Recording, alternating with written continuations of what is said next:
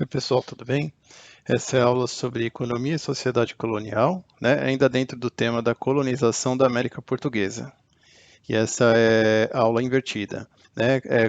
Aquela experiência de, ao invés do professor fazer as perguntas para os alunos fazem as perguntas para o professor responder, ok? Eu queria dizer que eu fiquei bem satisfeito com a experiência, as perguntas foram muito interessantes e o retorno foi muito bom, né? Gostaria de repetir isso daqui para frente. Bom, vamos lá às perguntas dos alunos. Pergunta 1. Explique a experiência dos africanos na produção e nas plantações portuguesas nas ilhas de Cabo Verde e na Ilha da Madeira. O que acontece? Antes de começar a colonizar a América Portuguesa, né, que a gente chama hoje de Brasil, ali por volta de 1420, mais ou menos, os portugueses já colonizavam as ilhas de Cabo Verde e Ilha da Madeira, né? Porque era mais perto de Portugal, então eles chegaram lá primeiro, né? Para depois conseguir ir mais longe e chegar aqui onde a gente chama de Brasil hoje. E lá nessas duas ilhas, eles já começaram essa experiência de plantar cana para produzir o açúcar, né? E eles já se utilizavam da mão de obra africana. Então eles já sabiam como fazer, já sabiam que aquilo dava certo. Então eles simplesmente decidiram fazer a mesma coisa no Brasil, só que numa escala muito maior, né? E é por isso que tem essa questão. Pergunta 2. Como funcionava a compra e venda de escravos na África? O que acontece? Desde a antiguidade, lá Roma, Grécia, sempre houve a escravidão. E como funcionava?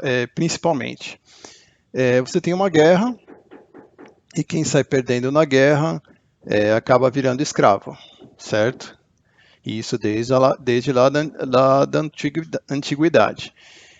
E o que acontecia? Né? Na África, né, aconteciam essas guerras, né, que muitas vezes eram motivadas pelo próprio comércio de escravos. Né? Se tinha o europeu lá para comprar escravo, então isso acabava motivando as guerras, né, porque assim esses povos que viviam na África conseguiam vender esses escravos e conseguia fazer trocas de produtos, né? Então era uma atividade que atividade econômica que favorecia a todos os lados, né? Então esses povos africanos guerreavam entre si, aí quem ganhava escravizava, pegava os perdedores se tornavam escravos e eram levados até esses portos na África, onde eles eram comprados pelos traficantes de escravos, né, que eram portugueses, holandeses, ingleses. Aí eles eram transportados para o Brasil e eram vendidos aqui nos portos no Brasil, né, por um preço maior. Então, o que acontece? O comerciante de escravos ele ganhava muito dinheiro. Porque era uma atividade comercial como qualquer outra. Eles compravam o escravo mais barato lá na África e vendia mais caro aqui no Brasil, assim como funciona o comércio hoje em dia. Né? Bom, pergunta número 3. O que era a Guerra Justa e quais as suas consequências? Bom, é meio uma continuidade da outra pergunta. Né? A Guerra Justa significa o quê? Que assim, tinha uma moral na época, né? As pessoas não podiam chegar na África e sair escravizando todo mundo, ou então entrar lá para o interior do Brasil e começar a escravizar os índios, entendeu? Isso não é justo. As pessoas eram cristãs, né? Elas tinham uma moral, elas tinham, elas eram tementes a Deus, né? Para usar um termo da época, e assim, isso nunca aconteceu na história, assim, né? Sempre teve uma moral, né? Para você escravizar alguém, você tem que vencer ele numa batalha, ou então essa pessoa ela tem uma dívida com você, ela não tem como pagar, ela se vende como escravo, né? E o que acontecia na Guerra Justa? Eram guerras, eles provocavam guerras, né? É, apesar de ter esse nome Guerra Justa, ela não é uma guerra, não existe guerra justa, né? E eles provocavam essas guerras com os índios, né? Na África também tinham essas guerras, e, e quem ganhasse a guerra fazia o outro povo, os perdedores como escravos, né? E, Isso gerava toda essa quantidade de escravos para ser vendidos e para trabalhar na produção da cana e do açúcar. E quais são as consequências disso? É que tudo virava uma guerra generalizada, né? Um querendo, um provocando guerra com o outro para conseguir sustentar esse comércio. Pergunta 4. O que eram as senzalas? Senzalas eram os espaços onde viviam os escravos, né? No, no engenho, né? Que era uma espécie de propriedade rural, né? Um sítio, uma fazenda, onde se produzia a cana e o açúcar. E é muito curioso, né? Que a senzala, esse espaço da senzala, ele chega até, ele tem a sua continuidade, ele chega até os nossos dias de hoje, né? É transformado, modificado, né? Quando você estuda arquitetura, você vê que muito da nossa arquitetura de hoje, as casas, elas têm ainda essa relação de senzala. Por exemplo, o que é o quartinho dos fundos, né? O quartinho da empregada. Você tem a casa principal na frente, aí você tem um quintal, e lá no fundo você tem uma outra casinha, que normalmente é chamada de edícula. Aquilo é um resquício da senzala. Significa o quê? As pessoas, o escravo, a pessoa da classe social mais baixa, ela tem que viver separado do Senhor, né? Que é o homem branco, né? E também outra coisa, né? A cozinha era separada da casa, para que os escravos, os negros, não tivessem contato com os brancos, né? Isso é uma coisa que a gente tem até hoje, né? O elevador de serviço que separa as pessoas, é, e, e uma série de outras coisas, né? Você tem a cidade bem construída, né? A cidade legal, e você tem, por outro lado, você tem as comunidades, as favelas, que também remete a essa ideia de senzala, numa escala urbana, né? Pergunta número 5. Nessa época, os escravos fugiam? Sim, os escravos sempre fugiram. Desde que o primeiro escravo pisou aqui nessas terras, eles sempre fugiram, porque é uma questão inerente ao ser humano. Ninguém é intolerável ser escravizado, né? Então, eles fugiam mesmo. Fugiam e não aceitavam essa situação. Outra questão importante que eu acho legal você fazer esse tipo de pergunta que vai direto no cotidiano das pessoas, das pessoas da época, né? Por exemplo, a pergunta é: nessa época as escravas eram abusadas? Sim, eram abusadas. Assim, pelo mesmo motivo que as mulheres têm sido abusadas ao longo de toda a história da humanidade até os dias de hoje, porque o homem se aproveita da força física maior para subjugar as mulheres, né? Só que nesse caso era pior, porque a escrava ela é a propriedade do senhor. O dono, ou seja, ela era como se fosse um objeto, né? O senhor era dono da escravo e do escravo, como ele era dono da casa dele, dono da cadeira, o dono de qualquer objeto.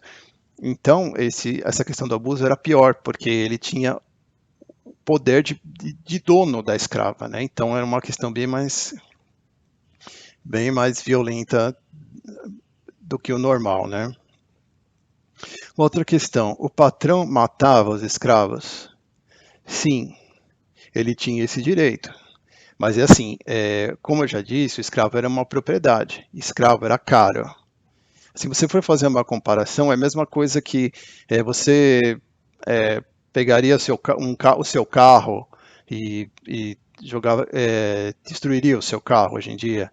O dono da fábrica destruiria as máquinas dele, só se tivesse um bom motivo para isso. Né? O escravo era uma propriedade, ele era uma máquina de trabalhar. Então o dono ele não queria matar o escravo, né? Ele só matava se por um motivo de não tem mais serventia, ou o escravo perdeu o braço, então ele não me serve mais, então eu vou matar, né? Essa pergunta fica um pouco vaga, mas eu achei interessante também. Onde os portugueses queriam chegar? Bom, é, pensando na ideia de colonização, os portugueses o que eles queriam? Eles queriam ganhar dinheiro, era um interesse comercial, né? Enriquecer, ganhar dinheiro mas tem mais uma coisa, eles também queriam expandir a fé cristã, né? Eles queriam expandir o cristianismo para os índios e para questão 9. Quais eram os interesses envolvidos no tráfico de escravos? Ou seja, o tráfico de escravos era extremamente lucrativo, né? Antigamente se pensava que os escravos foram trazidos para o Brasil por uma necessidade para trabalhar na lavoura da cana e na produção de açúcar. Só que depois, com o passar do tempo, foram descobrindo que não era só por isso, é que não era uma questão de necessidade de mão de obra, é que o tráfico era tão lucrativo, era um negócio tão bom que valia mais a pena você comprar o escravo na África e trazer para cá, porque as pessoas, o mercador de escravos, o traficante, ele ganhava muito dinheiro com isso, muitas pessoas ganhavam, né? Então são esses os interesses envolvidos. Outra questão, questão 10. Por que os senhores de engenho substituíram a mão de obra indígena pela mão de obra escrava de origem africana? Bom, os índios também eram escravizados, mas tinha uma questão importante. A igreja era contra escravizar os índios. Por quê? Porque eles queriam converter os índios ao cristianismo, né? E tinha aquela ideia de que os índios eles eram puros, né? Eles não tiveram contato com os europeus antes. Então, os europeus tinham que ensinar os índios, né, a fé cristã, tinham que salvar a alma dos índios. Então, a igreja era contra. Então, sempre teve um movimento contrário, sempre foi uma treta escravizar índio. Então, por que podia escravizar os africanos? Porque os africanos eles já tinham contato com os europeus há séculos. Eles já conheciam o cristianismo, né? Só que eles não quiseram aceitar o cristianismo. Eles tinham a religião deles. Então, eles eram considerados infiéis. Então, o africano então pode escravizar, porque eles são infiéis, eles não acreditam em Cristo mesmo, eles não são da minha religião, né? Então, eu não tenho, a questão moral acaba pesando menos. E também porque o índio era difícil de escravizar, né? Porque as pessoas viviam só no litoral. Imagina o tamanho do Brasil, né? Que você entrar na mata era uma loucura. Isso só começou a acontecer com os bandeirantes, né? Os paulistas bandeirantes. E essa que a gente vai estudar daqui para frente, né, essa exploração do interior do Brasil é uma questão muito complexa que demorou muito tempo. Então, os portugueses eles viviam ali no litoral. E era difícil entrar na mata para capturar os índios. E os índios não aceitavam essa forma de trabalho de escrava também, né? E eles morriam por conta das doenças, que eles não tinham imunidade, né, contra as doenças dos europeus. Então sempre foi complicado escravizar os índios. Pergunta interessante também essa, 11. Por que os escravos eram negros e não havia escravos brancos? Bom, porque os brancos eram portugueses, né? E cristãos. Seria muito inadequado um português escravizar o próprio conterrâneo, né? E por ser cristão também, né? Como que ele ficaria diante de Deus fazendo uma coisa dessa? Na antiguidade, sim, havia escravidão, não tinha nada a ver com raça nem nada. Que se você tivesse uma dívida com alguém, você não tinha como pagar, você ia lá e virava escravo do cara. Só que nessa época não, já tinha essa questão moral, né? Um branco não pode ser escravizado, um português não pode escravizar um português, um cristão não pode escravizar um cristão. E, e essa questão também de ser negro não é uma questão de racismo na época. O racismo ele surge só no século XIX. Que começaram com aquelas teorias pseudocientíficas dizendo que o negro era inferior ao branco, que depois ficou comprovado que era uma completa balela, que não tem nada a ver, né? Que não existe diferenças de superioridade racial, né? Isso é comprovado cientificamente.